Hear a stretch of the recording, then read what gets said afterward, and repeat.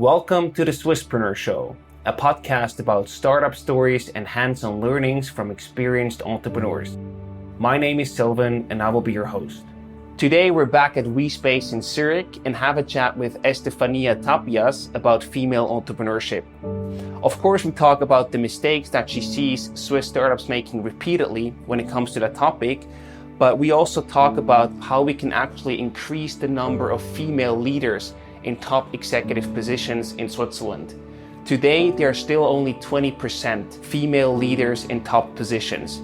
And of course, heavily related to that is also the women quota, as we call it, which has been heavily quoted in Swiss newspapers. And we talk whether that makes sense or not and what we can actually do in order to have more female leaders in top positions.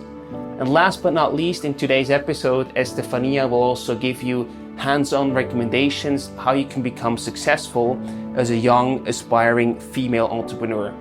So there's lots of discussion, there's lots of takeaways, and we hope that you enjoy today's show. And as always, please check out our Facebook and Instagram feeds for additional content to today's episode.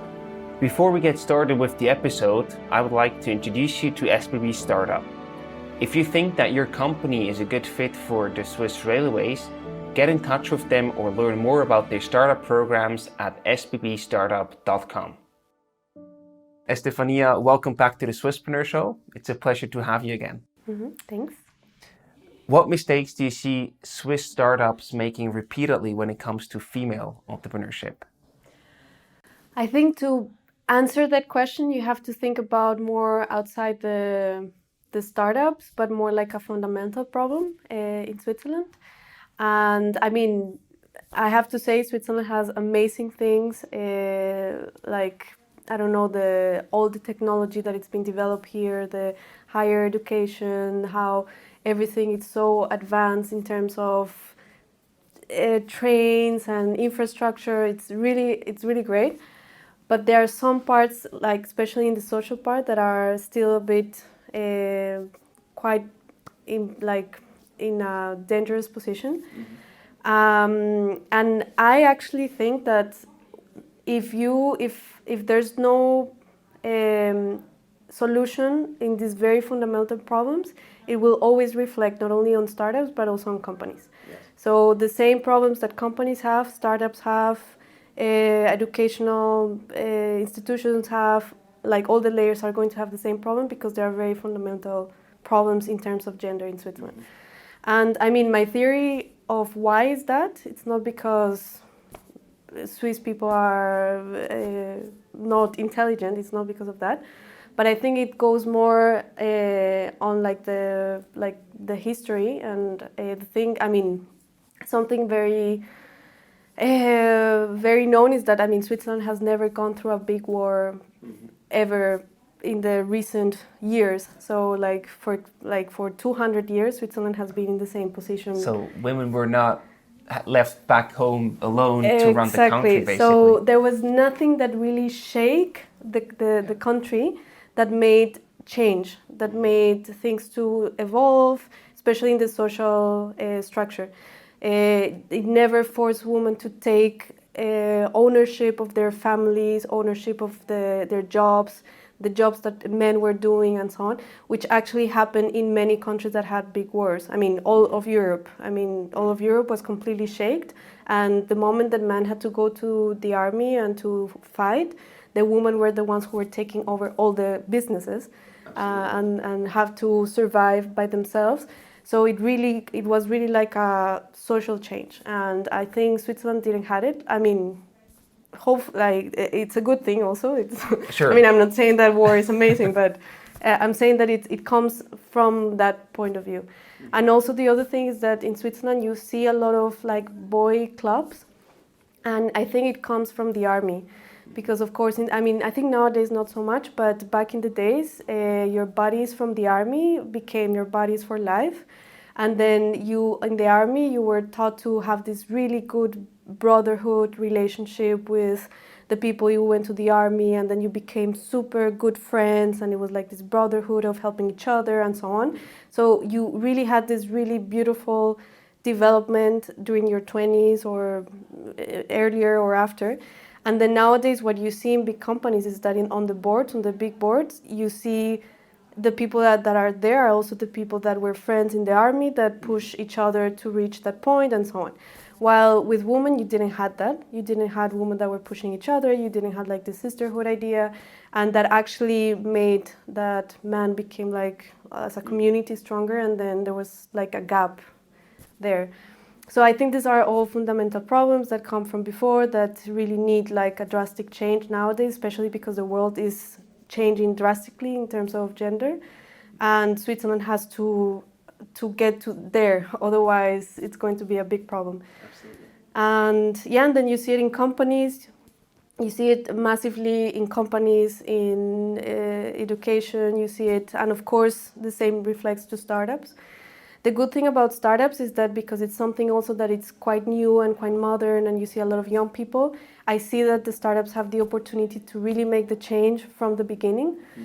But something that makes it not feasible is that actually the people that are giving the funds, which are the VC funds or the big venture funds and so on, they are the ones who are deciding where to give the money. And then of course all of these funds are made up of men. And then, of course, men will choose men. I think that was the case. It's an unconscious bias. Yeah. I have to say, it's not on purpose, but it happens like that. It is like that. Also because, it's very interesting when you think about like women and men. When something is built by men, it's unconsciously developed for men. Unconsciously. You can even think, you can put any example, software, offices, I don't know, even job descriptions, everything. If they are described by men, they will only attract men because they're unconsciously that's that's the reaction, right? And it's the same with every situation. So of course, if the people that are deciding if your startup goes into the second round are men, you have to talk in the same language somehow. While if the people that were deciding will have women and have men, then the situation is completely different. And and it's the same thing not only with men and women. At the end of the day, like diversity and inclusion is more than just a gender thing. It's also cultural, it's also age, it's also ethnicity, it's so many different things. Gender is such a small part of it that if you really think about it, it's like a huge, even bigger problem that has to be solved. I think that's a very interesting theory to look at it, and that can also explain quite many things. Going back to the military service that you also mentioned, do you think that the military service should also be mandatory for women? I think it shouldn't be mandatory for anyone. That's the other option, yes. I think, it's. I don't have a strong opinion about that, to be honest, because I also come from a country that has been in war forever, and then there is mandatory, and it's not like here that you go to the army and it's like yes. Fun and it's super exciting. No, like back in Colombia, you go to the army and you go to die, basically. So for me, I don't know, if you don't have that army, you wouldn't be able as a country to protect yourself, but at the same time, you are sending people that actually don't want to be there to something and so on. So, it's a huge topic that I don't feel comfortable to get into it. Mm-hmm. But you also see the example of Israel that women also go, and I think like them in terms of gender, in the terms of army, they are very well. You see the stories of women that have been in charge of like all of these technical things, and that they respect them, like men respect them very well, and vice versa. So you develop different dynamics, but hard to answer. Yeah, very hard to answer. But let's just say if it's not the army, what could sort of replace what the army is for the men? What could replace that or be that for women? I think the answer shouldn't be, it's going to be really funny because what I'm going to say now puts in jeopardy my company, but I think it shouldn't be replicating something for women. Mm-hmm. It should be like a community-driven thing. It should be more like a movement from the bottom up, from the society, from the people, from the citizens, to build up more communities that are from community to the community, right? Mm-hmm. And then that's I mean, also in terms of startups and companies and so on, like really the dynamic has to change a little bit, that it all develops from bottom up, and that it's services for the community, for the people, and thinking about like in a wider spectrum, that not only men but women, different kind of genders. I mean, actually, I think Facebook has like 18 different types of gender, by the way. So it's like thinking about the broader. What we're doing with WeSpace, probably I'm jumping too much, but what we believe, I mean, so many people ask us why only for women. And our answer is that, well, first, it's not only for women, men can also come. You guys are here. We're here now, yeah. Man can buy day passes and so on. But from a business perspective, we wanted to fill up a gap, because there was no co-working space or office space that was designed by women, especially and for women. And from a business perspective, we were just entering in a niche. And then we also believe that it shouldn't be ideal that you have to separate like the man, woman, and so on. But we also believe that at this point in life, women need a kick, need like a push. It doesn't mean that you have to give them everything just because they're a woman, no. But there has to be we have to arrive to a balance, and the only way to arrive to a balance is by kicking up something, right? And what we want to do here is that we want to not replicate this army idea, but really trying to build up a community for professional women that can support and help each other the same way as men do. So it's just like building up a cake, and the moment that we solve the problem, then we don't need us anymore, you know. But until that point happens, then we are needed. And I guess that's also one of your biggest motivational drivers behind WeSpace, why you actually do what you do, right? Yes, exactly. You grew up with 3 sisters, and your mom was also a very passionate entrepreneur, always working while raising her children. In what way has this family history shaped your, like, let's say, your perception of a female career? It has a big influence, because for me, I mean, it's not only my mom, but my grandma also, and my aunts. They're all been working women. Even my grandma, she was the head of the family, like financially, and on top of that, she was working, and on top of that, she was a mom. Wow. So it's like the only role model that I had when I was growing up. So for me, it was actually strange that a woman stays home taking care of the kids. For me, that was like, okay, that didn't happen to me. Probably I was even jealous. I don't know. I was like, my mom was never with me. But I mean, you would think about like, oh yeah, she sacrificed her family and so on. But I am actually very happy she did it like that, because she could pursue her career. She was still aiming for her goals, and she had a very meaningful business. And at the same time, I admire her a lot.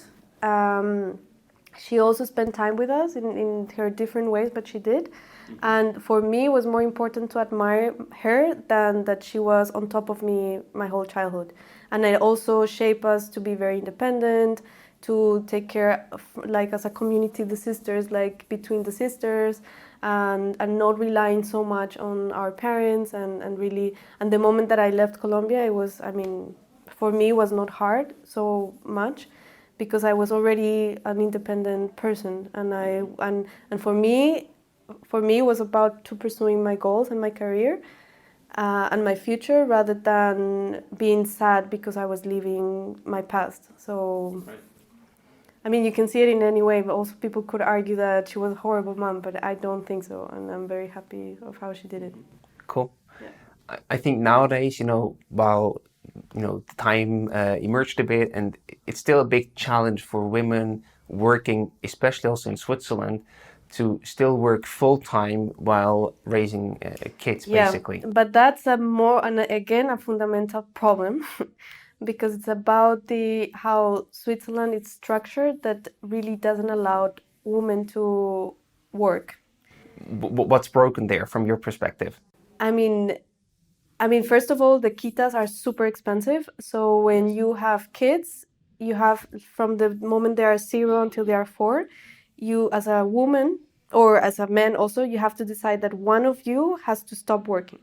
And of course, because men usually get paid more and they progress in their careers faster and so on because of other different issues, but that's the reality. Then of course it's the woman that has to kind of step back and stay home. But it's really like a financial problem. It's not because they want to, most of the times it's because they have to, because kita is very expensive. And paying, I mean, I hear a lot of examples that people actually, it's more expensive to pay the kita than to continue with the job. I mean, it's a trade-off that they have to make a decision, and there's no other thing. So I think that's quite bad. And also the other thing, I mean, also talking more from the man perspective, and I hear it also from men that they are actually, there's a lot of men that are sad that for them taking down their percentage in their companies, it looks like they are weak, which is also, it's also like a misunderstanding and a misconception. Because if a woman takes lower percent, it's like, oh yeah, she's a mom and she's taking care of the kids. But if a man takes lower percentage, it's like, oh, he's weak. He's not looking to his career and so on. Which in this sense, it's really seen that the man has the disadvantage there. But that's how it is here. And they are not going to do it because of that. So yeah, I mean, it's again a fundamental problem how everything is structured. So. You know, I mean, Switzerland has obviously some big advantages, but it also sounds like we still have quite a lot of work to do in especially this area. Yeah. What would be specific actions that you would recommend to improve the situation? Yeah, I mean, a lot of people say that the kindergarten, the kita, the daycare, they should be for free and they should be subsidized by the government. Mm-hmm. There's that. I'm not sure how that will work because based on how Switzerland is structured, that in terms of taxes, I'm not sure that will work that way because in Switzerland it's more like people decide what they want to pay for, so that's why everything is very expensive, but that's why also taxes are very low. But then I don't know, either they have to increase a little bit and then they cover that. I mean, it's something that I don't feel very comfortable like discussing it further because I don't have so much information about it, but that's something for sure. And the maternity leave is like something, I mean, it should even be called parental leave because it should be taken by both and they decide who takes it, and it has to be for more time and it has to be also for dads and it has to be shared. I don't know, I like the way in Germany they do it because it's actually a parental leave and then the couple decides who takes it and for how long, and it's like 1 year up to 2 years, and I think that really helps quite a bit. So these kind of small things, which I mean at the end of the day are big changes, but they are not so difficult to implement, that could help a lot. But yeah. One thing that also comes up quite often recently in Switzerland are the introduction of women quota for companies. Do you think that this is a good thing or a bad thing? Oh, that's a very, very sensitive topic because there are pros and cons, and there are also different examples. So, for example, I think the quotas are very good and they should be implemented, but they should be implemented from a lower. It has to have like a development.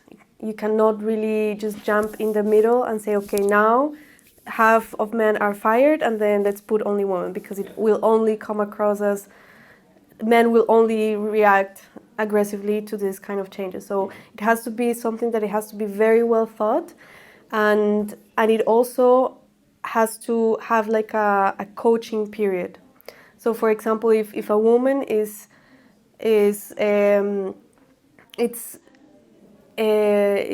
involved or it's introduced to this new development career and they want to accelerate her career, I think that's amazing. But they have to do it very consciously, that they coach her in every step of the way, so she manages to deliver as much as she can, and she's trained to that. Because what you see nowadays is that you see examples like, okay, like someone, a woman was promoted super fast from one day to another to a position that probably she's not ready for, just to be able for the company to say, we have a woman that is a bit senior, right? Yeah. And then they just jump her there, and then they put her like in this pool of sharks, kind of. And then of course, if she's not delivering well enough, then everyone is going to start criticizing and start saying like, women just get promoted because they're women and so on. So you want to avoid this kind of thing. So I think that, they should introduce quotas, but they should do it in a very conscious way, that you really, because it's not normal to have like a lot of women in managing positions and in higher positions, but because it's not normal, you have to coach them to arrive there without really just putting their, like jumping them into the Shark Tank, some kind of thing. I don't know how to explain it, but I do think it has to be done, but it has to be done very consciously and for the sake of the company, for the sake of the development, professional development of the person, and also the other people have to, like her colleagues, men colleagues, have to also be involved in the process. So it's not like that, she was jumped and she was put there and no one knows, and they start getting jealous and they start like making her life miserable, because you see these situations. So, but it has to be like in a way that they are also involved in the whole process, and they're also like helping and teaching her to how to like do this development. And I think the moment that, in a few years, hopefully, that wouldn't be necessary, because there will be enough women that will come at the same time as men, and then you don't need this whole quota thing or implementations anymore. But nowadays you need it.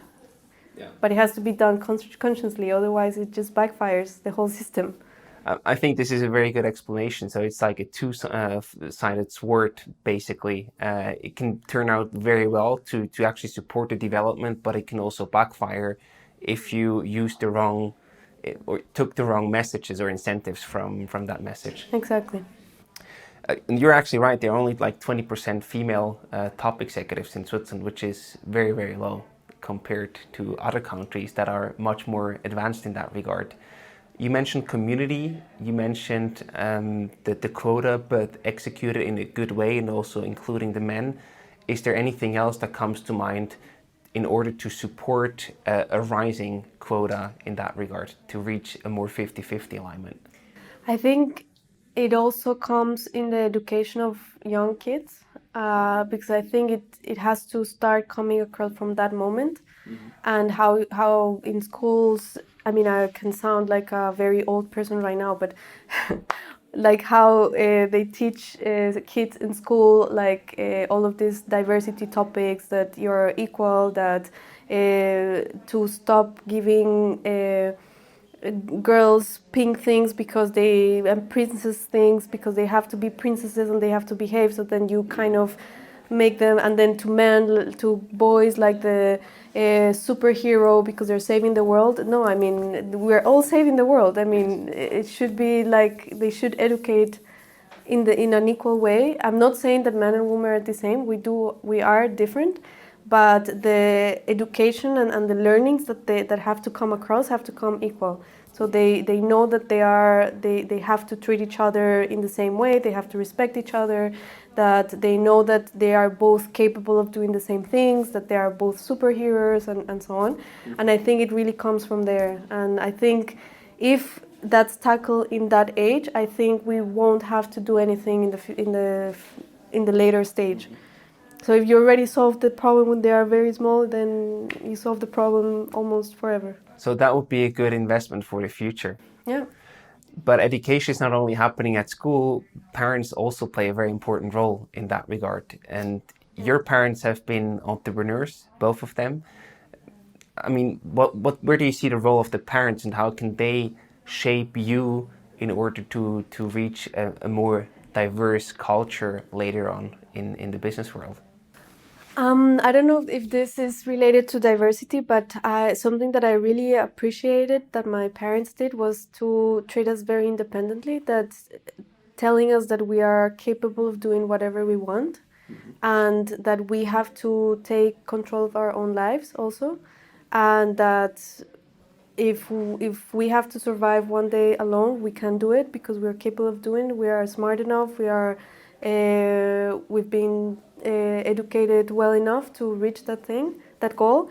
And I think that is something that usually it's not taught to women, maybe when they're kids, because I don't know, I think it's more something it's taught to men, that okay, you are fearless enough and you're independent and you're strong and you can do whatever you want. But I think for us it was like that, and then it's all of this mindset of being independent and being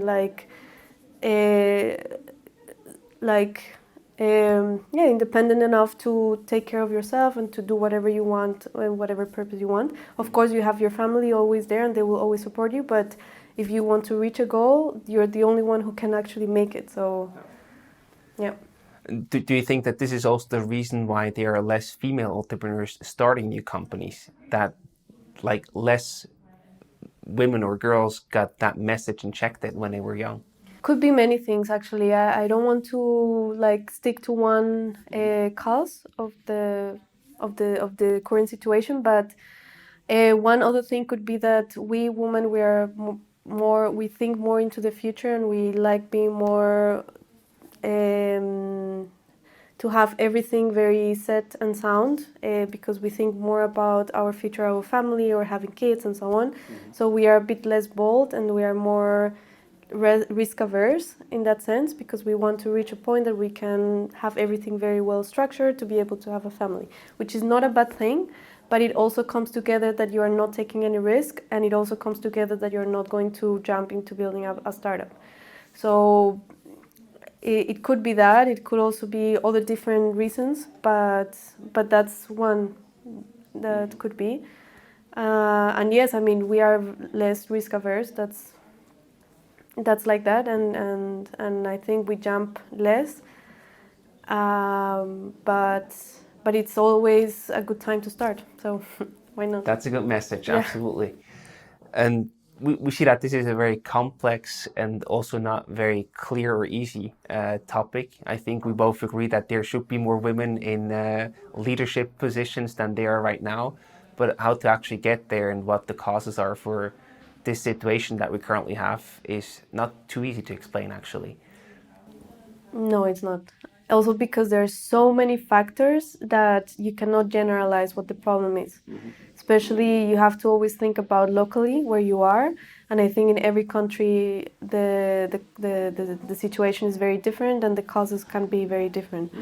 So it's a very complex problem, to be honest, but it all comes down to how much flexibility you give to the citizens, you give to the women, how much support the governments give, how much or how good education you give to the kids, and so on. And I mean, it's also a cultural thing, so at the end it's very complex. Yeah, absolutely. What would you recommend to an aspiring female entrepreneur? Like what recommendations, what tips would you give to her in order to become a successful entrepreneur? I would say jump, try it out, because the worst that can happen is that it doesn't work, but you will learn a lot. And yeah, and then just do it. Just try it out. I mean, you will always learn. One also very fascinating quote that I read about you when we did the research was that one of your board members said that you should always ask yourself, what's the bolder version of my next action? Can you elaborate on that a bit? Yeah, I think it's a bit of challenging yourself in every step. And I think this is a very personal thing that I have. I always have to have a challenge in my life, in my next step. If I don't have a challenge, I get bored. So I'm always challenging myself and saying, okay, what would I not do, and what would take me to the next level that probably it's very scary, but what would make that happen? So I'm always kind of having a game with myself. So yeah, which is a bit strange, I know, but I mean, you have to be self-reflective and understand how you work best, right? Yes, exactly. I mean, sometimes it has backfired me, but but most of the time it has been always a good experience. Is there anything else that we have not talked about or that you would like to add on the topic of female entrepreneurship?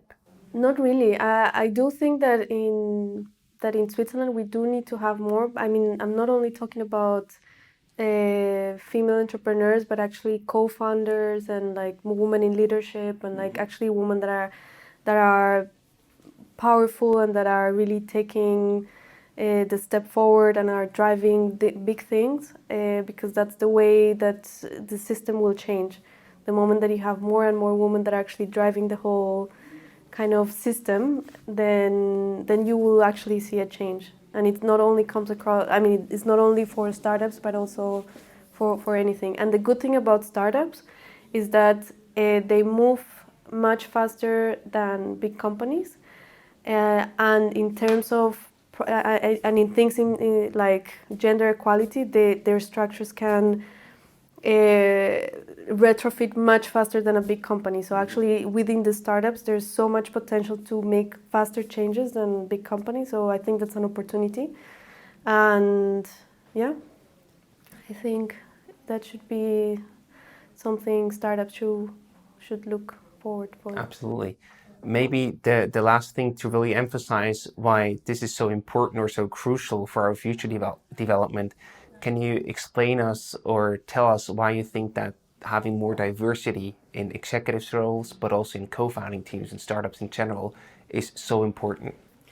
I mean, it comes to a basic principle that every big company or every startup, they are all developing products at the end of the day for the people, right? And the people, I mean, they are diverse. I mean, communities are diverse, cities are diverse. There's not such thing as one city only for men and one city only for women. And then if you really want to develop the best product you can put into the market, you really need to have a team that is developing that product that it's diverse, because then you get all the perspectives from everyone, right? And then the moment that you have all the perspective of different people that are represented in your customers, then you actually develop a product that is for all your customers. So it's good for the company, it's good for the business, it's good for the dynamics, and it's good for the people at the end. So that's basically the reason why. And there's actually a lot of research that supports exactly what you just said. So if you want to have and go after a total addressable market, you better have a diverse team. Exactly. In order to conclude this episode, I prepared some fire questions for you, where we want to get your opinion with a startup perspective. So I'm going to give you a couple choices, 2 or 3 choices that you can, options to choose from. And you can also quickly explain why you made a certain decision in 1 to 2 sentences. Are you ready? Okay, I'm scared. It's going to be easy, don't worry. United States, Europe, or China? For what? From a startup perspective. Oh, wow. In the future, China. Nowadays, the US. Why? I think China is developing so fast that from a startup perspective and from it's like the place to be in the future. And also because I mean only that part of in that region of the world is like where most of the world population is. And then that's also where a lot of technology is advancing quite fast, and at the same time a lot of problems are coming, like population growth and all of these things. So I think from a future perspective, you definitely, if you are aiming for a big company that is going to go globally, you definitely have to go to China as soon as possible. It's not a very easy market to get into it, especially nowadays. They're quite they want to keep things very local, but yeah, definitely. And nowadays I would say the US, because it's been the market that has been pioneer in everything that comes to ventures, startups, and so on. And it's very easy to develop something there because Europe it's still quite very conservative. And also in the US, failing is seen as a good thing, while here in Europe, failing is like you destroyed your career somehow. It's the end of the world, basically. Yeah, but on the other hand, there's a lot of opportunities in that sense because people are starting to realize that, and companies also, and VC funds, and all the startup ecosystem is starting to realize that they have to change. So there's also a lot of opportunity there. So actually, I chose the 3 of them. Just depends on the perfect timing for each of the markets. It's all about perspective. Yeah, that's right. So let's see what you choose next: motivation or discipline? Motivation. Why? because you have to have a drive. You have to have something that inspires you, that makes you wake up every day in the morning. Because when it comes to startups, I mean, it's a roller coaster. There are days that you are completely down and sad, and the only thing that will make you wake up the next day in the morning is having a motivation. Because, I mean, discipline, I mean, that you can also argue that creative people have no discipline. So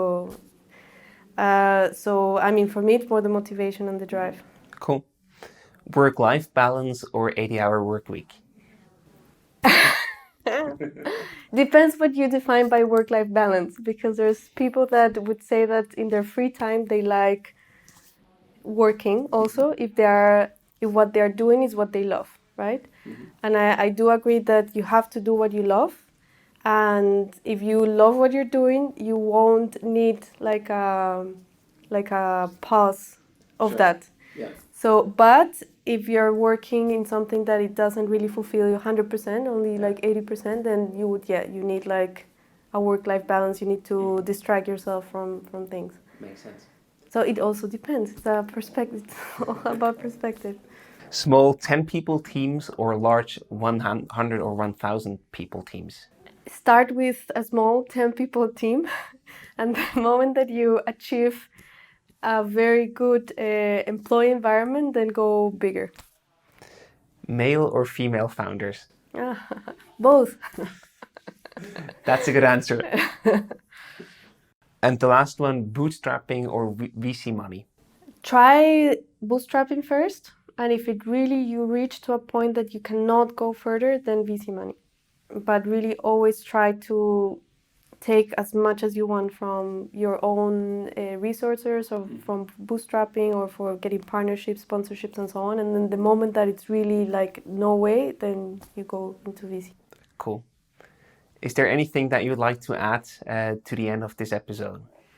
No, I would like to say thank you very much for having me, and I hope I answer all the questions as you wanted.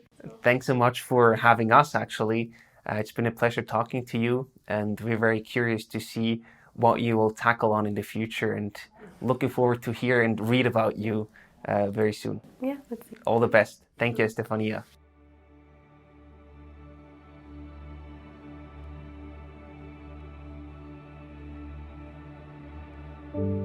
Thank you very much for listening to today's episode. We hope you liked the content, and if you did, please rate us on Apple Podcast. We would highly appreciate that. Next week, we'll already be back with a new episode, a Q&A session. Check out our social media channels for handing in your questions to the topic that we will discuss next week, and get them answered by top experts out of our network. If you have a burning question, that's the time to ask it and get it answered from professionals. So we hope to see you again next week for an all-new Swisspreneur episode.